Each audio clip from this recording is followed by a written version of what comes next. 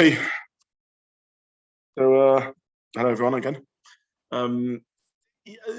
So what I'd like to try and do today is summarize. I'll start by saying that I was asked by several people off group to give greater clarity as to which sources one should focus on and what the topic of subject will be, and I wish I could, but I have no idea. I mean that seriously in terms of derech halimud. Like sometimes in a complex sugya like this, the most one can do is try and work through the sugya, work through the shonim, and just see what emerges from this. In response to Jeffrey, there's no great reveal happening here. So, I'll simply share what I'm able to share.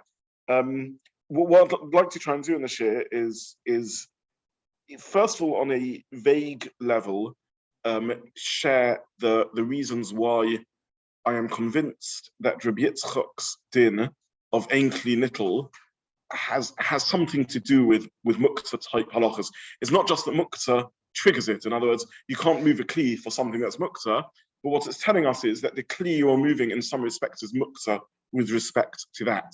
That's the first point I'm going to make, as we've already made really from the beginning of this perek. But I'll just try and share the sources that we've seen.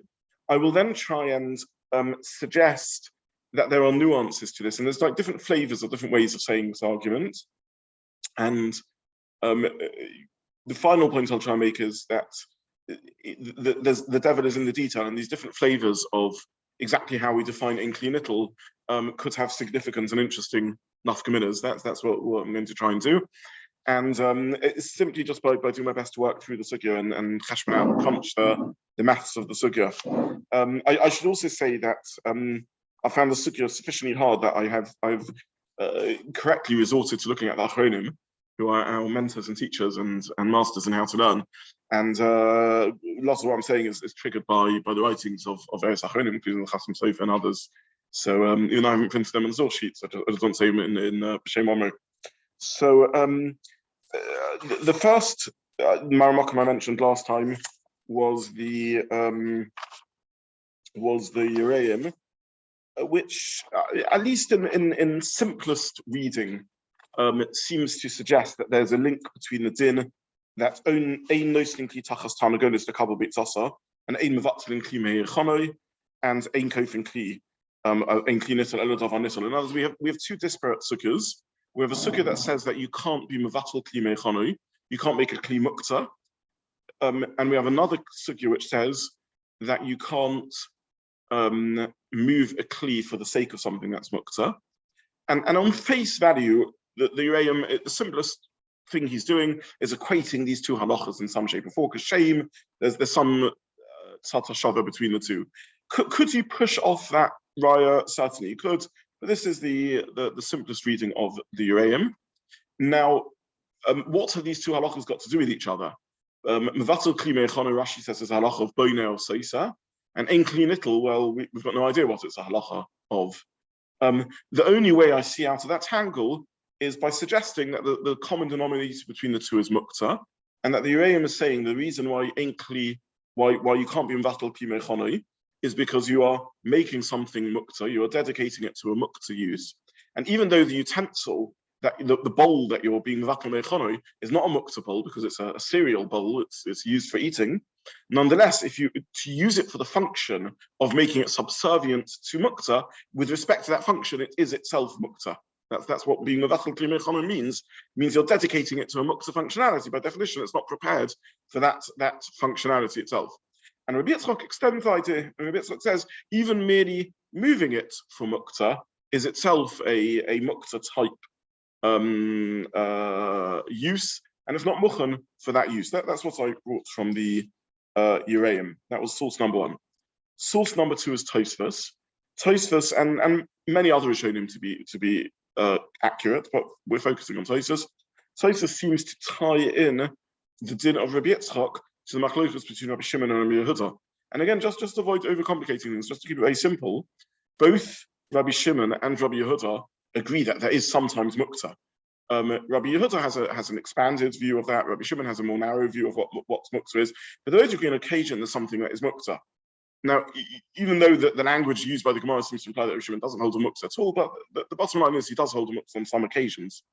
Now, in a case where they both agree that object X is Muktza, surely Rabbi Yitzchok's rule of Ein Kli Nital should apply to that. That wouldn't get caught up in the argument between Rabbi Shimon and Rabbi Yehuda. Shimon and Yehuda argue what is Muktza, but if we find an object that they both agree is Muktza, then this object X, Ein Kli Nital, we shouldn't be allowed to move something according to Rabbi Yitzchok for that Muktza item. And yet, Tosas and several other Rishonim think not like that, and they suggest that maybe Rabbi Yitzchok's din only makes sense if you hold of an expanded Muktza, not if you hold of a narrower Muktza. Now, why should that be? If Rabbi Yitzchok's principle is you can't move something for the sake of Muktza, then as long as we agree that the object you're moving for it's for is Muktza, why should we care whether this opinion happens to have a narrow or broader version of Muktza? It seems to imply that Rabbi Yitzchok is also a type of Muktza din. It's part of an expanded Muktza din. What he's basically saying is that I want to expand the category of Muktza to include even non-Muktza kelim with respect to Muktza type functions, with using them for the sake of Muktza objects. And therefore, Tosfos actually says, look, this will depend on whether you hold a maximalist or minimalist position of Muktza. Whereas if Rabbi Yitzchok's din is just don't move something for the sake of Muktza, then who cares? As long as I'm moving it for the sake of Muktza, who cares whether you in general have a broader or narrow view of Muktza? I'm moving it for the sake of something that's Muktza. The only way of understanding Tosfos is that he understands that Rabbi Yitzchok's din is a type of Muktza itself, and it's an expansion of the din of Muktza. So this was the next source that we mentioned. I then printed on the sheets an Ur. The Ur, I don't know if anyone had time to go through it. Did people have time to have a look at the Ur? Okay. The Ur makes fascinating reading, including just an interesting turn of phrase that at the end of his paragraph, he asks a question on himself and says, "Al tishal, don't ask, he shkogahu." The question is mistaken. It's just quite interesting how he's quite dismissive of the question. And it's interesting to see how he pushes away the question. But basically, the critical words in the Ur, if we just zoom in what he says, is he says, Tama, the reason of Rabbi Yitzchok is the Ein Kli Nital l'tzorech davar she'eino nital. Again, so I am away for the next week and a half, so everyone has time to catch up on this. But when you get a chance, have a look at the Ur. And the critical words in the Ur is, he says, Ein Kli Nital l'tzorech davar she'eino nital. You shouldn't move a kli for something which is in Nital. Mimnei to have a tiltul shelo l'tzorech Shabbos, because it's a tiltul shelo l'tzorech Shabbos. She'ikra shel tiltul elo l'tzorech ois adavav v'huatzma in Nital. He says, normally you can only move. The purpose of this tiltul is for the sake of object X, and object X itself can't be moved on Shabbos. So the Ur really seems to understand this as a sort of expanded idea of Muktza in a very expansive way. He seems to be saying you can only move kelim for the sake of Shabbos. Now, non-Muktza kelim, by definition, when you move them, you're moving them for the sake of Shabbos because you're moving them for a use. This ties into some of the discussions we had about neutral uses and the like. He says at least if you're moving something for the sake of something which can't be used on Shabbos, then by definition, you're moving it for a non-Shabbos use, and you can't move kelim for non-Shabbos uses. Again, very, very interesting. If I'm moving an object because I want to use it on Shabbos, then I can do so. If I'm moving an object to protect something which is only useful for after Shabbos, that's Ein Kli Nital because I'm moving it not for the sake of Shabbos. So those are some of the Maramakamas we had. What I'd like to do really with these sources.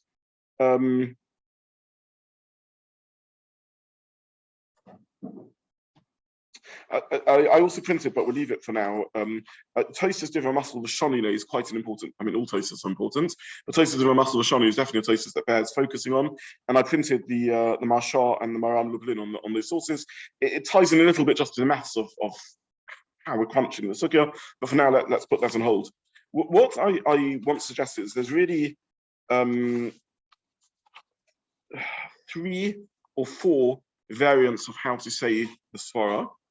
And I just want to sort of spell out now in more detail, having given a brief overview of what I was trying to say in the last shiur, that Rabbi Yitzchok is a Muktza type halacha. I now want to clarify a little bit more what we mean by that. So, yeah. I think the second thing which you said was that Tosfos implies that Ein Kli Nital is in Muktza. Yes. Whether it's Rabbi Shimon or Rabbi. What does Tosfos say that? I didn't see that. That's why I mentioned. Have a look at Tosfos at Have a look at the Masha on the Tosis and the Matzah. So, yeah. Okay. Excuse me. Okay. So I just want to clarify now that there's a number of. I realized after Sunday's share that there's a number of intuitions floating around, which in my head I was treating as identical, and they're not. The strong point I'm bringing out from Sunday and just summarizing now is that Rabbi Yitzchok is a Muktza type halacha. But exactly what we mean by that needs to be clarified a bit further. And I'll just try and revisit the sources we've said and how to say them. One intuition floating around over here is what the Ozruah says, and the Ozruah seems to say a general rule. And I don't know what to make of this. I'm just saying fire it away as a piece of information. If you have a look at the Ozruah seems to say a general rule that he translates Rabbi Yitzchok as saying you can't move Kelim not for Tzorech Shabbos, a new principle. So that's intuition. That's not intuition. That's svara number one. It's explicit in the Ozruah. That's how he understands Rabbi Yitzchok. You can't move Kelim not for the Tzorech Shabbos, and at least a or the primary example of that is moving something for the sake of something which is Muktza. Would the Ozruah give other examples of that? How much would he expand it? Don't know. The Ozruah himself critiques himself, and he says, 1 minute, if that's the case, how can you put water in front of an animal on Shabbos? Because an animal is Muktza, and I'm not talking about pets here, I'm talking about a horse or a cow or something like that, it's Muktza. So how can you put water in front of an animal on Shabbos? That's doing something not for the sake of Shabbos. Answers the Ozruah, Altish, I don't ask you, Shkogahu. This is a mistake, and then he gives some sort of answer. I'll leave that to your wisdom to work out what his answer is. I'm not entirely sure I understand his answer, but that's what he seems to say as a general rule. What Rabbi Yitzchok means is don't move things on Shabbos, not for the sake of Shabbos. Fascinating. The Rav, who spoke to us, and Muktza gave a generic view. His argument was really that actually Muktza is the most, not the least, because actually the whole concept of Muktza is you move into a different world. You move into a world where everything has to be focused. You can't think about outside the world of Shabbat. Muktza teach us. Yes. This seems to be the approach which is being taken. I don't mix drush and lomdas too much, but the sort of midrashic idea behind Muktza is certainly something connected with things are dedicated for use and things should be prepared for Shabbos. That's really the posuk, that everything should be prepared for Shabbos. The chiddush, and definitely a big theme of Shabbos, is focusing on Shabbos and not externally to Shabbos. The Ozruah, though, just seems to take this halacha a lot, and that's sort of what I mean when I say that Rabbi Yitzchok is a Muktza type halacha. The Ozruah, though, is just expanding it in a very broad way. But you're right; it fits, broadly speaking, the hashkafa behind Muktza. No, your ha'ara is correct. You don't have to go that as far as the Ozruah in order to understand Muktza. So this is mahalach number one. Is the Ozruah? I've arbitrarily labeled it as number one. He seems to say it's a new rule that you can't move things on Shabbos, not for the tzorech of Shabbos. The second way of saying this, which is really the way I've been saying it since the beginning of the Perek, is that it is Muktza with respect to this functionality or this use or this movement. In other words, Muktza is an item which is, when we say something is Muktza, what we really mean is it's Muktza with respect to functionalities. Something that we say is Muktza, we mean it's not Muchan at all, and therefore all the functionalities bundled up in this object is not Muchan on Shabbos. Then we have objects which are semi-Muktza, like a hammer, which means to say they're not prepared for their forbidden use on Shabbos, hammering nails into walls, but they are prepared because they are utensils for breaking coconuts, as opposed to an object which is completely Muktza. What we mean by that is it's a stone, it's not Muchan for any functionality at all. Rabbi Yitzchok is saying even something which we think of as not Muktza, like a bowl, a cereal bowl, is Muktza with respect to the functionality of protecting or using it for the sake of Muktza items, because by definition a Muktza item is unprepared, and therefore to use it for that functionality is using it for something for which it is unprepared on Shabbos. So this is variant number two. It's not like a general rule. You can't move anything for the sake of non-Shabbos use. It's a specific rule, which is you can't move it for the sake of Muktza, because by definition it's not Muchan for that sort of hishtamshus. It's a narrower, but it's the same intuition. That's why I said when you brought in the drush behind it, all the Mahalchim are saying really follow the same intuition, but it's a narrower version of that. Now, it's interesting because this version got me thinking about Rabbi Yitzchok says ein Keli Nital. You're not allowed to move a utensil for the sake of something which is Muktza on Shabbos. The example he gives is putting it on top of a bowl. I mean, that's what we're talking about, a bowl on top of the Muktza or the like. It got me thinking, though, about use versus tiltal. Because what he technically says is tiltal, you can't do tiltal. Can you also not use something that's non-Muktza for the sake of something that's Muktza? And what's the definition of tiltal over here? I mean, I was thinking about, I don't know if your computer is overheating on Shabbos. You notice it's overheating on Shabbos, and you're worried about your hard drive getting killed. Are you allowed to stand on Shabbos fanning your computer with a hands fan or not? So let's leave aside of the dechol and tich on Shabbos and all other things. Would that be a muktzah use of the fan because you're using it? So I think that Azarur would say you're not allowed to do that because you're using it not for the tzorich of Shabbos. This other svara we have, you're not allowed to use things for the sake of non-muktzah uses. Would that also include other sorts of uses? I'm just mentioning this as a middle svara. Exactly how far would we take it? I'll give another example of this. The truth is that we often tell our children that you're not allowed to touch Muktza. There isn't really such halacha. You're allowed to touch Muktza. You're not allowed to move Muktza, which is called tiltul, and you're not allowed to use Muktza. So you can't use a Muktza item even if you're not moving it. Now, you can, however, obviously use a non-Muktza item. So, I don't know, you can sit at a table and use the table because the table is a kli. That's mucham. The table's not Muktza, even though you're not moving it, but you're using it. Were it to be Muktza, you wouldn't be allowed to use it either. So, could you use a non-Muktza item for the sake of something which is Muktza? Could you use a table for the sake of something which is Muktza? I couldn't exactly think of a scenario that this would apply to. But can you use an object for something which isn't Muktza? Also, this sort of got me reflecting on all of that. But the basic model of the second idea is it's not a general, very broad principle like the Azura that you can't move things for non-Shabbos use, is that you can't use things for a Muktza item because by definition, it's not Mucham for that. That's the second intuition that I had floating around. The third intuition that's floating around, and this was not my own intuition, it was pointed out to me by someone as seemingly the Pshat in the Chasam Sofer and various other things like that. But once heard, I can't rid myself of this intuition, and I will share with you what I think is a very beautiful proof for this. Maybe there's a third way of looking at this. If we've understood that you can't use Muktza items on Shabbos, and you can't involve yourself with Muktza items on Shabbos, maybe using this bowl to catch the Muktza or to protect the Muktza is a type of engagement with the Muktza itself. In other words, it's not that the bowl is Muktza with respect to Muktza use, but that I'm not allowed on Shabbos to involve myself or busy myself with Muktza. I'm busying myself and involving myself with Muktza by protecting the Muktza with this bowl. So what's really going on is not that it's a misuse of the bowl, it's that I'm engaging with Muktza. It's an involvement with Muktza, and that's the problem over here. And this is a third intuition. By the time I finish these, I'm not sure exactly which one we sort of meant. But the second model, the one that I was sort of trying to sell from the beginning of the Perek, is that you can use bowls on Shabbos for things for which they're prepared, but you can't use them for things that they're not prepared. They're not prepared for a Muktza use. This new svara is that I can't engage with Muktza items on Shabbos. Protecting a Muktza item is an engagement with a Muktza item. It's a new sort of engagement with a Muktza item.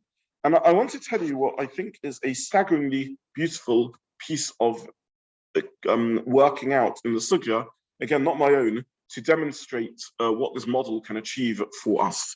So what I'd like us to do is to turn back to Mem Beis Amud Beis and relearn our Mishnah together in the view of Rabbi Yitzchok. And this is what I meant when I said the only way we can succeed in the sugya is just by being as thorough as possible. So we need to just go back. How would Rabbi Yitzchok read this Mishnah? So let's relearn the Mishnah based upon how Rashi told us to read it originally. And the Mishnah says as follows: Ein noisnin kli tachas haneh lekabel be'os Hashem. you're not allowed to put a kli under oil, under a ner to receive the oil. If you put it there from Erev Shabbos, it is mutter. Says Rashi, mutter lo nicha shama. You're allowed to leave it there. So if you put the utensil there from before Shabbos, you're allowed to leave it there. Says Tosfos, the diuk in Rashi is that if you put it there, you're allowed to leave it there, but you're not allowed to put it there. So Tosfos in Divrei Maslim, you're allowed to put it there.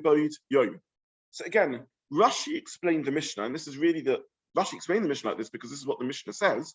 The Mishnah says, if you put it there, you're allowed to leave it there. That's how Rashi translated the Mishnah. Says Tosfos, I don't understand, for crying out loud, what on earth is going on over here? You're not, that means to say, if you put it there, you're allowed to leave it there. But you shouldn't put a bowl under an air on Erev Shabbos to catch oil. Why on earth not? Why shouldn't you put the bowl there?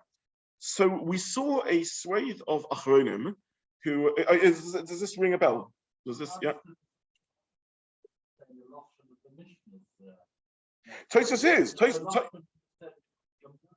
Yeah, the Mishnah should say it's the chatzchila, you're allowed to put it there mibaydim.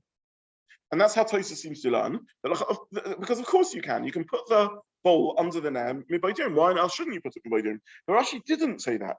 Rashi said, mutter lahanicha sham, you're allowed to leave it there. Not you're allowed to put it there, you're allowed to leave it there. Allowed to leave it there means, if you put it there, you're allowed to leave it there, but you shouldn't have put it there. Why on earth shouldn't you have the put it there? So we saw, if you remember, Tosfos Yom Tov and Pnei Yeshua and various other sources, who basically all said that there is a risk that you'll end up using the oil on Shabbos, and they compared it to the din that you're not allowed to put a sheferes shalbeit, so you're not allowed to use an eggshell there, and we're worried that you'll use it, and we spoke about exactly how far this goes, and so on and so forth. But the bottom line is that these achronim learnt Rashi to be saying that you are not allowed to catch oil from a lamp, because there is, even if you put it there before Shabbos, because there is a risk that you will use that oil, and that would be a problem because of Muktza or other such considerations. But if you put it there on Erev Shabbos, you're allowed to leave it there. Okay, so this is the sefer of the Mishnah, the second half of the Mishnah, which says that you're not allowed to, that you're allowed to, if you put it there on Erev Shabbos, you're allowed to leave it there. Let's translate that back to the first part of the Mishnah. The first Mishnah says, you're not allowed to put the utensil under a ner to receive oil. When are you not allowed to put it under the ner to receive oil? Either before Shabbos or on Shabbos. That's how Rashi reads the Mishnah. You're not allowed to put a kli under a ner to receive oil, whether before Shabbos or on Shabbos. But if you put it there before Shabbos, you're allowed to leave it there. Implication being, if you put it there on Shabbos, you're not allowed to leave it there. You have to move it. Okay, so so we have a Mishnah which tells us, according to Rashi, that if you put something under a ner on Shabbos, you have to move it. When do you have to move it? Well, before the oil falls in it. Because if you move it once the oil falls in it, you're moving a bossis l'davar, so you wouldn't be allowed to do it. But if you can move it before the oil falls in it, you should do so. Okay, why should you do so? So if the reason for not being allowed to put the bowl under to catch the oil is because of mevatel kli meichonoi, because you're making it muktza, you're making it into bosses, we understand. You've done damage, you've put the bowl under there to catch the ner. That will be a act of boina or sosa, let's say, for example, or worse than that, or making something muktza. Well, quickly put it back before it becomes muktza, and you have saved the day. But if the reason for not putting the bowl there is because ein kli nital, ela l'tzorech davar hanital, you're not allowed to put a utensil, you're not allowed to move a utensil for the sake of muktza. How does this make sense? You've already moved the bowl and you've put it under there. Why should you move it back? Damage done. You moved Muktza on Shabbos. There's no halacha. If you move Muktza on Shabbos, you have to move it back, right? If you if on Shabbos you, I don't know, move your Hoover, there's no halacha that you have to move it back. You've transgressed the prohibition of Muktza. You don't have to move it back. So let's try and work out the reasons. If we hold like the Zerua, that you're not allowed to move a utensil on Shabbos for non-Shabbos use, doesn't seem to be any reason why you should move it back. You've done it. If we understand like my middle swara, my initial intuition, which is that with respect to Muktza items, even your cereal bowl is Muktza. Again, why should you move it? So you've moved something which is Muktza with respect to these use, but the damage is done. But if you're doing another act, even, yeah. Well,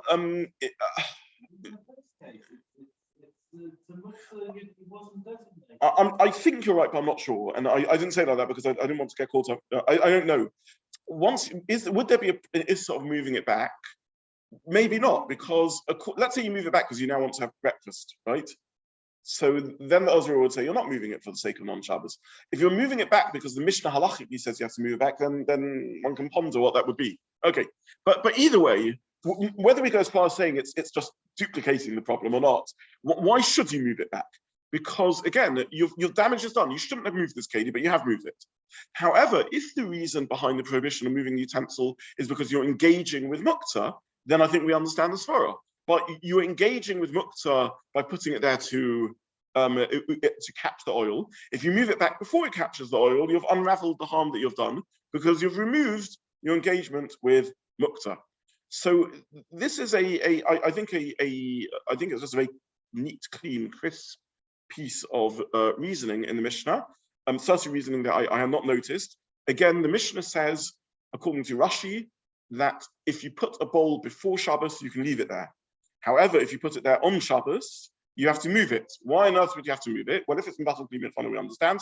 If it's Rabbi Yitzchok in clean we have no understanding. Unless Rashi learns, like the third svara, which is that Rashi says that the reason you can't move the bowl for the sake of catching oil is because this is a type of engagement with the Muktza itself. Engaging with the Muktza itself is there once the oil lands in the bowl. If you move it before the oil lands in the bowl, then you haven't engaged with the Muktza itself. You deem it as an engagement, although you're passive in the process. Even though you're passive in the process, and not involved, the fact that engagement is going to happen is correct. And even though you're not touching the Muktza, amazing, you're not touching the correct. Remote. Absolutely right. Yes, it's a remote action. It's a remote type of Muktza. So Rabbi Yitzchok is saying you're not allowed to move Muktza, you're not allowed to use Muktza, and you're not allowed to engage with Muktza by, for example, putting a bowl somewhere where it will catch Muktza.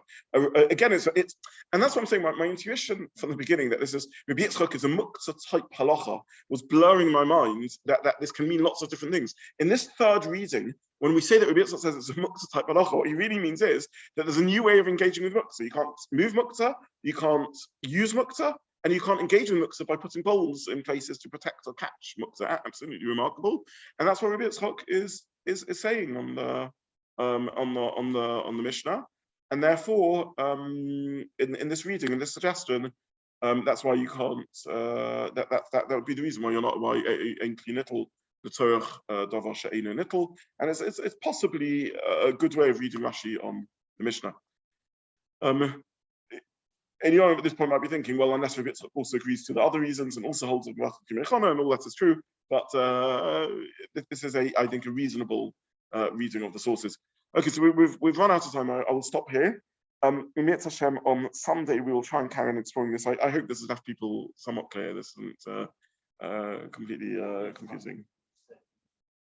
This Sunday I'm here. Sorry, Sunday I'm here. Tuesday and next Sunday. And next Tuesday, I'm definitely not here. The Sunday after that, hopefully I will be here, but I'll let you know, I'll let the group know, whatever, in whatever shape or form. Okay, so we'll stop here. Thank you. Thank you. Thank you. All right, thank you.